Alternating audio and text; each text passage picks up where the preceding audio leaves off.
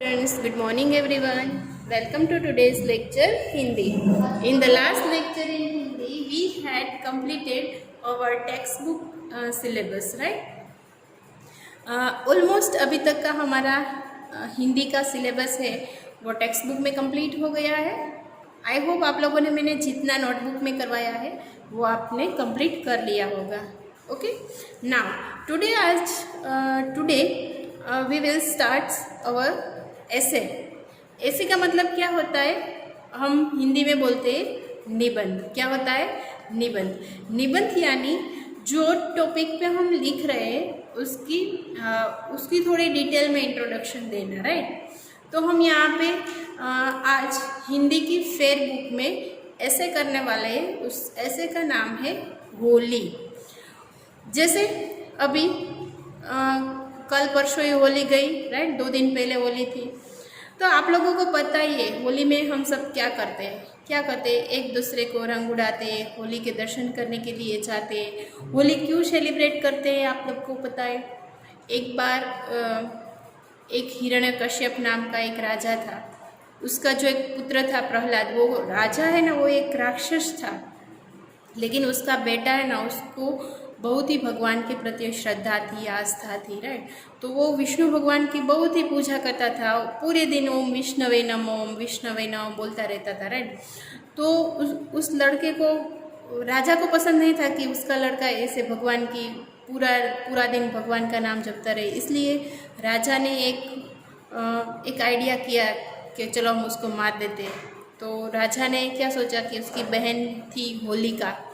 तो होलिका है ना, उसको एक शंकर भगवान ने वरदान दिया था कि आप अगर आग में जाओगे तो आप नहीं जलोगे. ऐसे शंकर भगवान ने एक चुनरी दी थी कि एक चुनरी को लेकर अगर आप आग में भी जाओगे तो आपको कुछ नहीं होगा.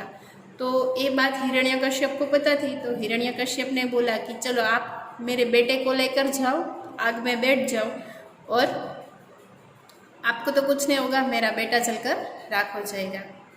तो ऐसे में जब वो आग में जा रही थी तब इतनी ज़ोर से पवन आई, तो जो हिरण्यकश्यप की बहन थी होलिका, उसकी चुनरी उड़ गई. तो क्या हुआ? चुनरी उड़ गई तो होलिका तो ऑब्वियसली जल सकती है. तो होलिका जल गई और प्रहलाद ने भगवान विष्णु का नाम जपते जपते वो आग में बैठा था. तो प्रहलाद को कुछ नहीं हुआ. तो होली सेलिब्रेट करने के वजह से, मतलब जो प्रहलाद को कुछ नहीं हुआ, तो इसका मतलब क्या हुआ कि बुरे लोगों की हमेशा हार होती है और जो अच्छे लोग हैं वो अपने सच्चाई का रास्ता अपनाएं तो वो जीत जाते हैं. तो हमारे होली के पीछे भी एक यही तात्पर्य है कि होली हम सेलिब्रेट करें. तो जो अच्छा है, मतलब जो अच्छाई है वो टिकी रहे और बुराई का हमेशा नाश हो जाए. और इसी तरह से जो बुराई का नाश हुआ, इसकी वजह से हम दूसरे दिन, होली के दूसरे दिन धुलेटी सेलिब्रेट करते हैं. यानी एक दूसरे को रंग लगाते हैं और होली की शुभेच्छा देते हैं, चलो बुराई का अंत हुआ है, राइट? तो एक दूसरे को कलर लगाते हैं और सब कितने एंजॉय से सेलिब्रेट करते हैं धुलेटी, राइट? तो इसी तरह से हमारा होली सेलिब्रेशन का जो पीछे का हितार्थ है वो यही है कि हमें अच्छाई का साथ देना चाहिए, राइट? तो आज हम होली के ऊपर एक ऐसे लिखेंगे. मैंने यहाँ पे लिखा है फेयर बुक में, आपको भी अपनी फेयर बुक में लिखना है. ओके. होली एक धार्मिक और सामाजिक त्योहार है. होली एक धार्मिक त्योहार है, यानी हम दर्शन करने के लिए जाते हैं. एक धार्मिक है और सामाजिक है, तो सब लोग सेलिब्रेट करते हैं. यानी एक धार्मिक और सामाजिक त्योहार है. होली का त्योहार प्रतिवर्ष फाल्गुन के महीने में पूर्णमासी के दिन मनाया जाता है. होलिका कब होती है? जब फागुन महीना आता है. गुजरातीમાં એમને આપણે કહીએ છીએ ફાગણ મહિનો. ફાગણ મહિનાની જે પૂનમ આવે છે તે દિવસે આપણે होली सेलिब्रेट करिए છીએ. ऐसा कहा जाता है कि हिरण्यकश्यप नाम का एक पापी और दुष्ट राजा था. उसका पुत्र प्रहलाद भगवान का भक्त था। राजा ने प्रहलाद को मारने के लिए होलिका को बुलवाया था। होलिका प्रहलाद की बुआ थी। होलिका को वरदान प्राप्त था कि आग उसे जला नहीं सकती। वह प्रहलाद को गोद में लेकर आग में बैठ गई। तभी होलिका जल गई और प्रहलाद बच गया। तभी से होली का त्यौहार मनाया जाता है।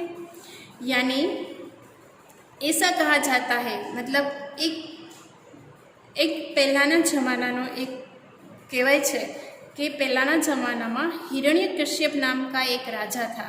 वो कैसा था? पापी और दुष्ट राजा था। उसका बेटा यानी उसका पुत्र प्रहलाद भगवान का भक्त था। राजा ने प्रहलाद को मारने के लिए होलिका को बुलवाया था। होलिका प्रहलाद की क्या थी? बुआ थी।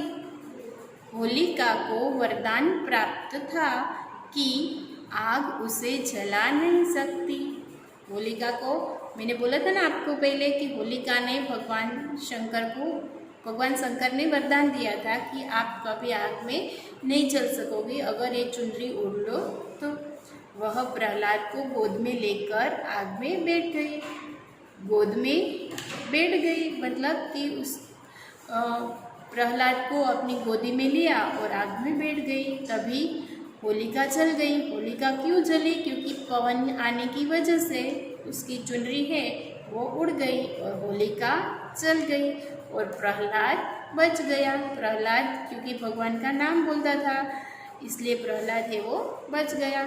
तभी से होली का त्यौहार मनाया जाता है।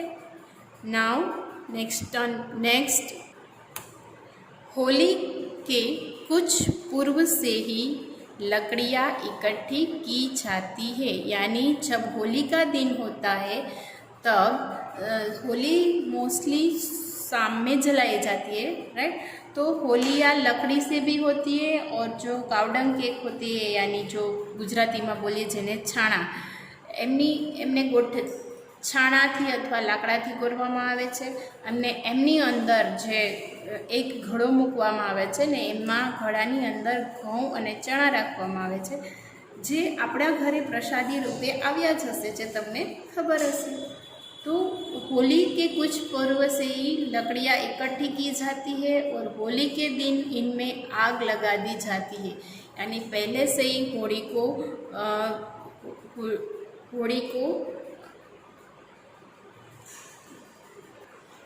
इसके वो अरेंज की जाती है होली के अगले दिन या फिर होली के दिन फिर उसको आग लगा दी जाती है यानी होली को जलाई जाती है। और सब लोग जैसे हम भी दर्शन करने गए होंगे, सभी लोग दर्शन करने जाते हैं।